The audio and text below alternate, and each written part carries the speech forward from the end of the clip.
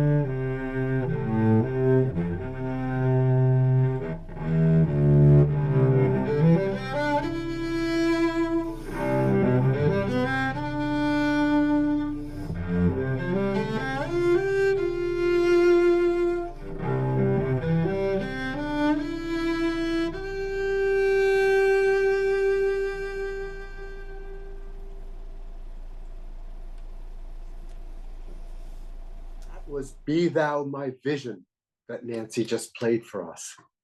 Thank you, Nancy. And good morning, sweet spirits. Last week, Reverend Karen spoke peace in the midst of this. Peace in the midst of this.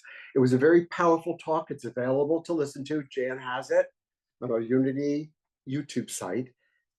I was also struck with in the midst of this. That had special power for me.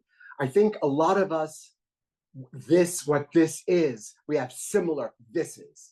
And I think we all obviously have our own this. So today's talk is living our values in the midst of this. A question. What if we gave eulogies to people while they were still alive? That's what's happening in South Korea. Company has started offering living funerals where a person can listen to eulogies delivered by invited family and guests, invited. At some places, they write their own eulogy, dress in burial garb, maybe stay in the coffin a little while. Someone told me that 60 Minutes reported that it was happening in Texas Some people with terminal illnesses are doing it while they're still alive. As one person said, if people are going to say nice things about me, I'd rather be there to hear it. The purpose is to help people appreciate their lives, to self-reflect, reassess work-life priorities, think about their purpose, about what matters, hoping to improve their lives by actually simulating their deaths. Now, I imagine you're thinking, what would they say about me? Or, what is he talking about? Well, I bet most of us have an idea about what would be said about us. I know that those who knew me well would not say that Roy saw the Christ, the divinity, in everyone. Maybe more like what my third grade teacher wrote on my newly uncovered report cards, Roy tries his very best. Or what my Hebrew school teacher wrote a year later, Roy is willing to learn. And so I am. Here I am at Unity, 34 years later. I have a feeling we're all willing to learn. In his workshop, Living Well to Die Well, Chris Palmer says, living our values means more of a chance of dying well, meaning that our values have guided us to live a life of meaning, of purpose, dying well, meaning few regrets, knowing what we've meant to others and the difference we've made, among other things. Living our values means more of a chance of dying. Now that makes sense to me. He even encouraged us to write a personal mission statement about the person you want to be. It's a work in progress throughout your life. It can be changed. He even writes goals to support his vision and finally actions that support the goals. Living our values.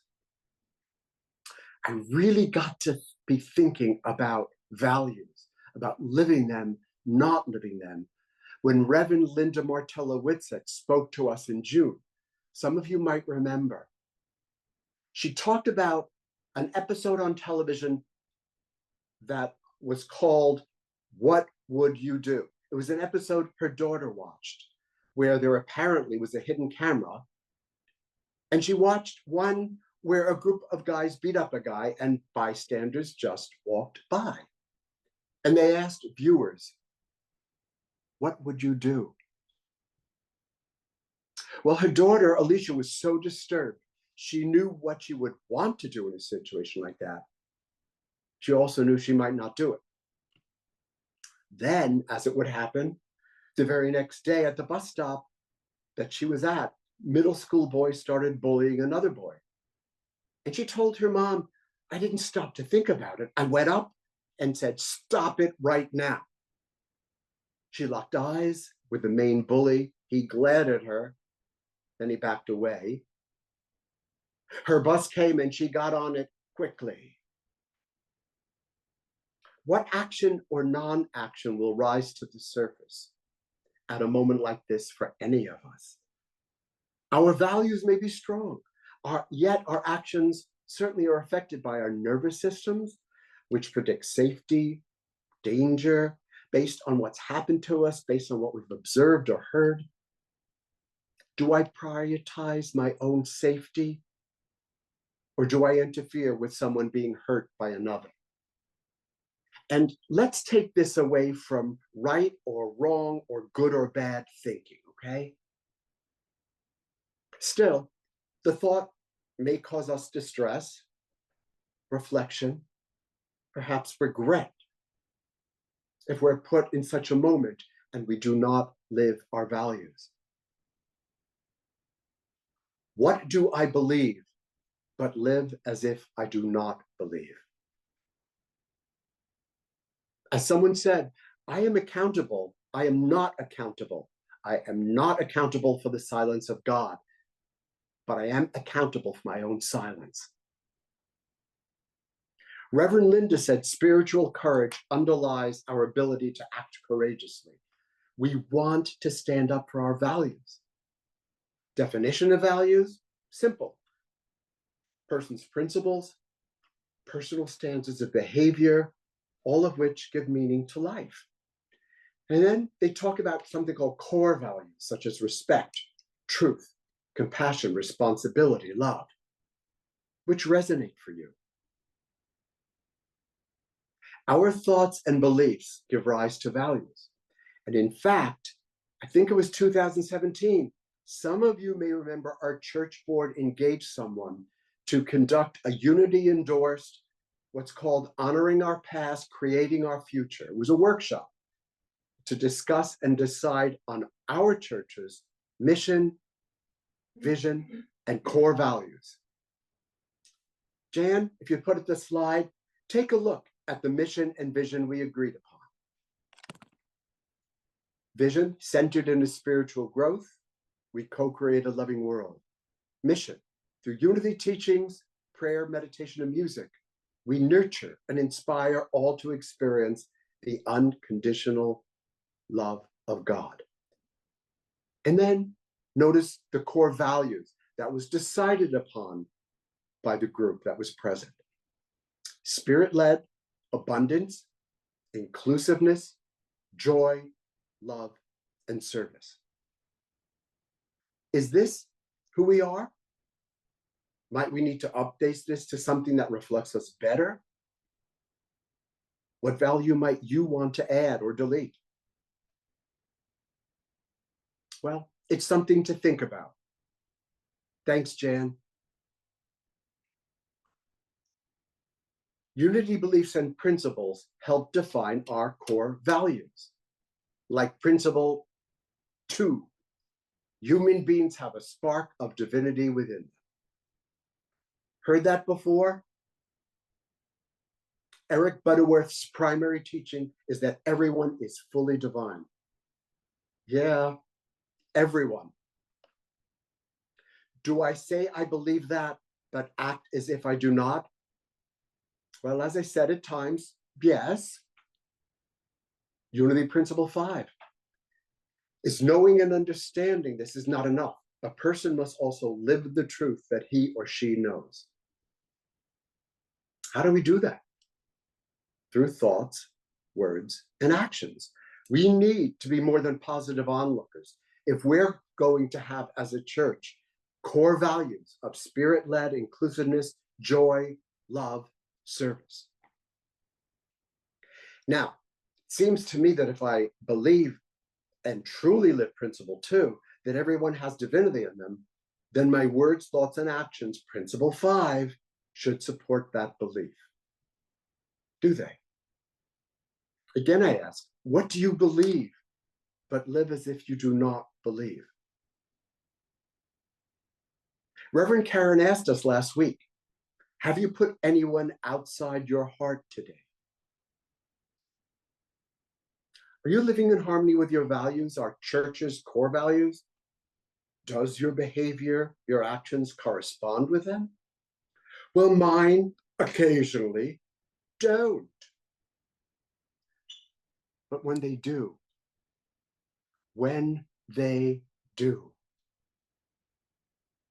as Anne Lamott says, it seems I go from parched to overflow in the blink of an eye. From parched to overflow. I feel transported. And I'm thinking that's when I feel my own divinity. Not perfection, but connection to another and to something much, much greater than me. Identifying our most deeply held values, those we're most devoted to, and then aligning our actions with those values, well, then our actions become empowered.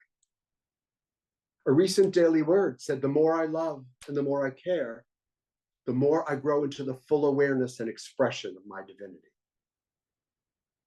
Perhaps that's what A Course in Miracles means when it talks about the holy instant, a moment of connection with God, with spirit, with others.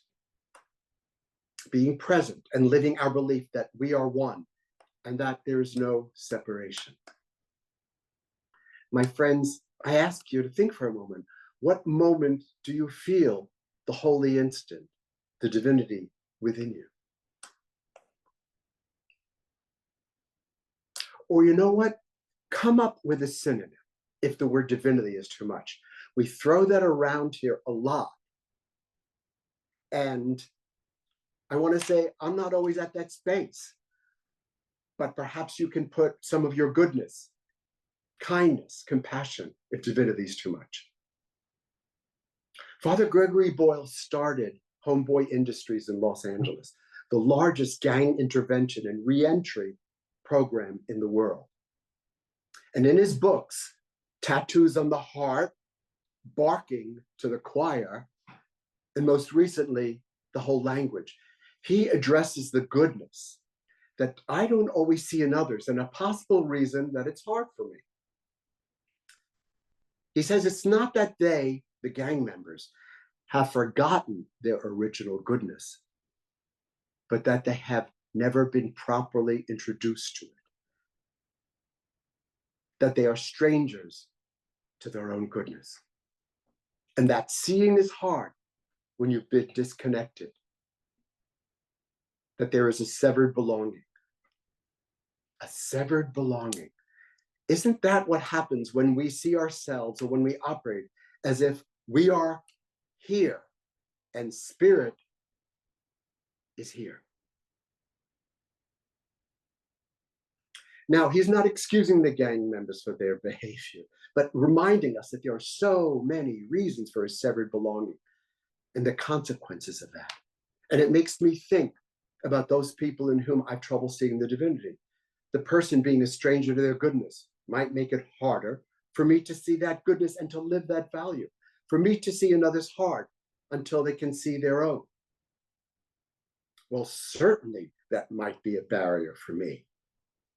So let's blame them for my inability to see their divinity. What do you think about that? Good idea? Yeah, no. Because, of course, the real barrier is within me, since it's not an embodied belief yet. An embodied belief is what Reverend Sandy would say. But as a 73-year-old, I can observe my thoughts, I witness them. Thoughts are in the brain, but the awareness isn't. Truth gurus say we are not our thoughts, we are the one who is aware of them. 2 weeks ago, Reverend Sandy suggested we observe our one who is aware of them to observe us observing. Perhaps like me, sometimes you let your thoughts roll on like an Amtrak Acela before doing something about them. Sometimes I can put on the brakes and think something like Jan often thinks. I've heard her say often, how can I love this person right now? And at times, if I'm really living my values, how can I love me right now? Someone reminded me that we choose to see the divinity of another. What a struggle if I'm not able to see the divinity within me. Well, we are always being asked to expand our perception. Then we can choose to see from a different place. You don't need to see the divinity within you for me to see it, folks. But really, really, it would help me a lot in living my values. So work on it, okay? Okay? Father Boyle quotes a homie that is a member of one's gang who says, I'm afraid of dying without becoming who I am. Whoa. What does becoming who you are mean to you? How will living the 5 principles help you become who you are? Help you move towards feeling like a divine presence? Let me back up. Again, do you believe you're a divine presence? Emily Cady said that this same Christ lives within us as it lived in Jesus. Sounds good, but do you believe that? Do your values and corresponding actions and words show that you believe that?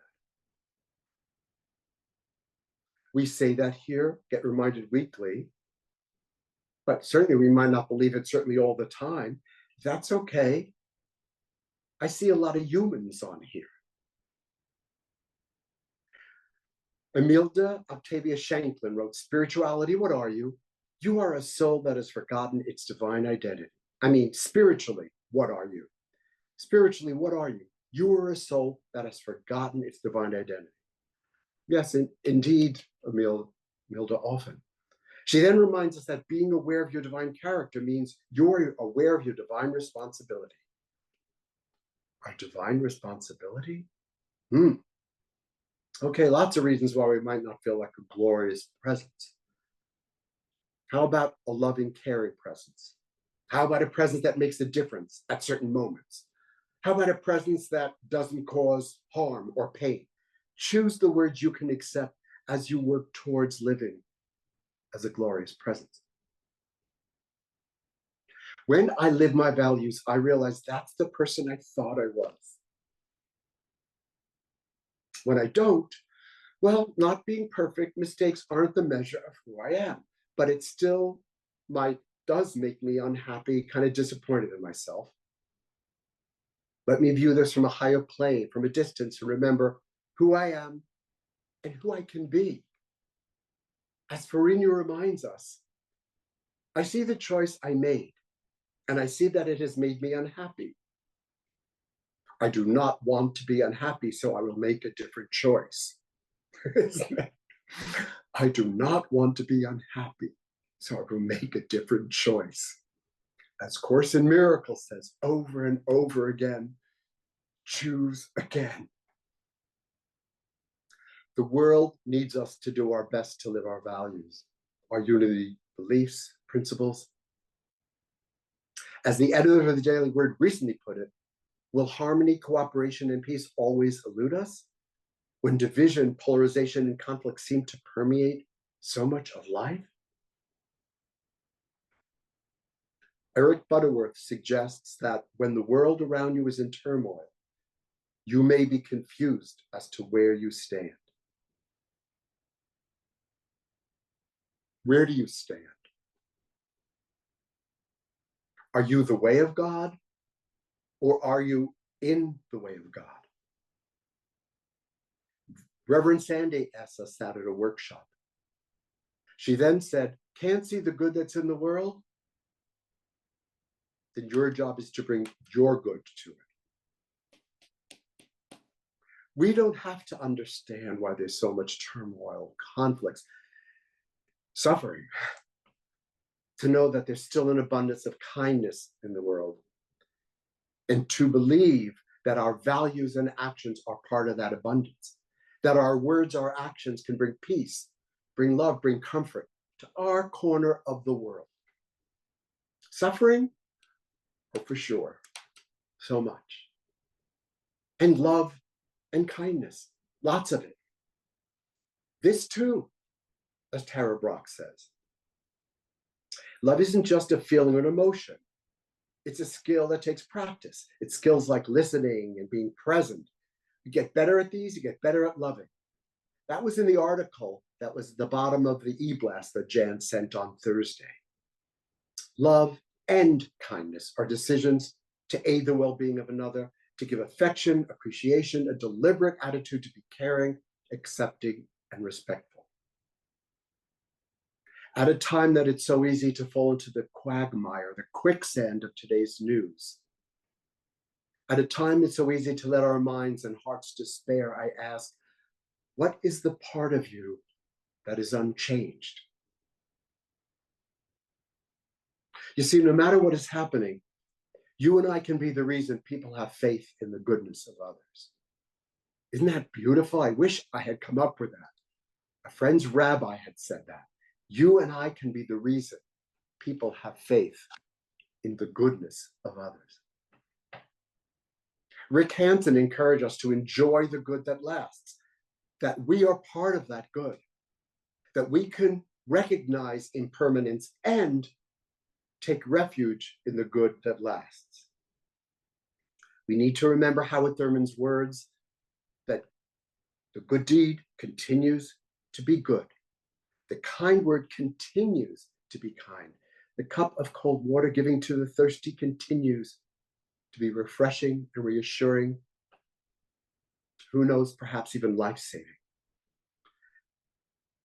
For even though living our values may or may not provide a way through to a solution to our predicament, it will provide a way forward in our predicament. One step into the unknown at a time, says Brian McLaren.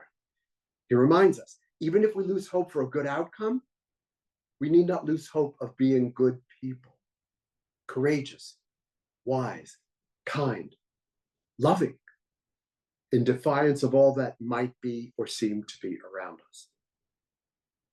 Not perfection, but living in harmony with our values. So yes, there are many reasons to live your values other than to have a memorable eulogy. I mean, really. Still, what would you like people to say about you in a eulogy? What might you need to say or do to help that happen? What might you need to say or do today to help that happen? I invite you to do that. In the workshops and readings I've done about people who are dying and in working with them, what is often one of a person's main regret is that I wasn't true to myself. I didn't live my values. Perhaps they're saying, I'm afraid of dying without becoming who I am. So friends, be swift to love, make haste to be kind. Let us live who we are. Let go of the thoughts you have written on the world, says the Course. Let's add, let go of the thoughts you have written about another. Let me end with some Native American Cherokee wisdom. When you were born, you cried and the world rejoiced. Live your life so that when you die, the world cries and you rejoice. And so it is. Join me during this time as we go within to the silence, however you experience that. Rest gently.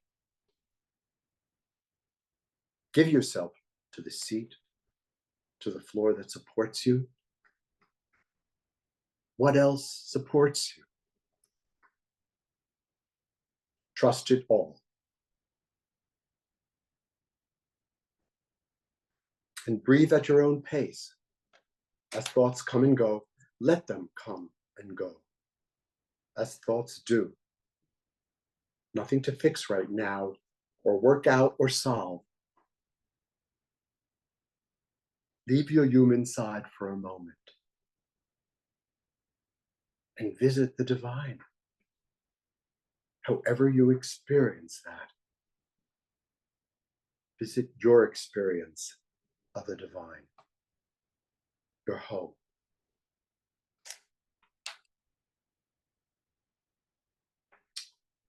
For you are divine presence. I am a divine presence. Sit quietly with that thought.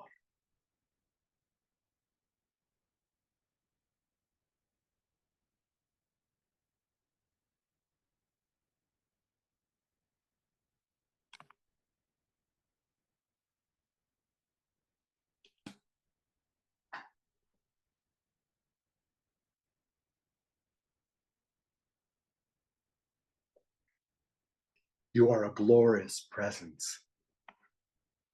I am a glorious presence, and I make a difference. Welcome that thought in any way you can.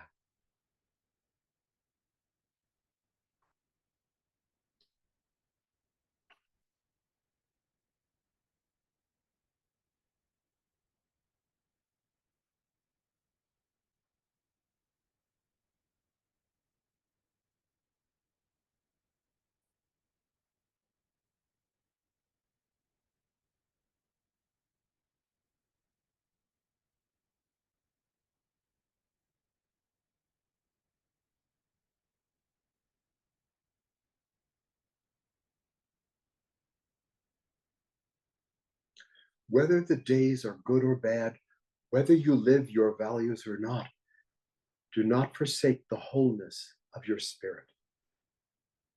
For the deepest you is love, the deepest you is compassion, and the deepest you is divine. In the midst of all change, your true self is in spirit and not in what you've created.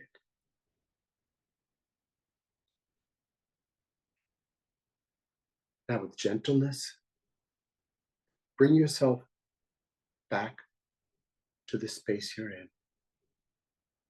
Let it welcome you.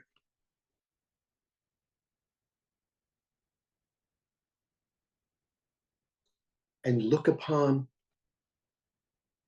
the divine presences in our community. So it is, and so we are.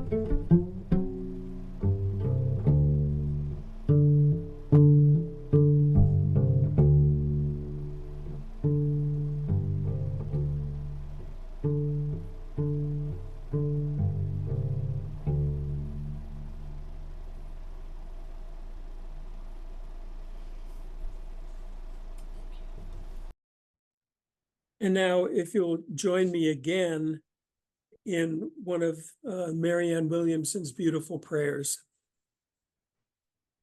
Dear God, please send to me the spirit of your peace. Then send, dear Lord, the spirit of peace from me to all the world. May everyone I think of and all who think of me see only innocence and love, for that is who we are. Bless, dear God, my bond with others. Make holy my relationships and peaceful our communications, body to body and soul to soul. Amen. And so it is.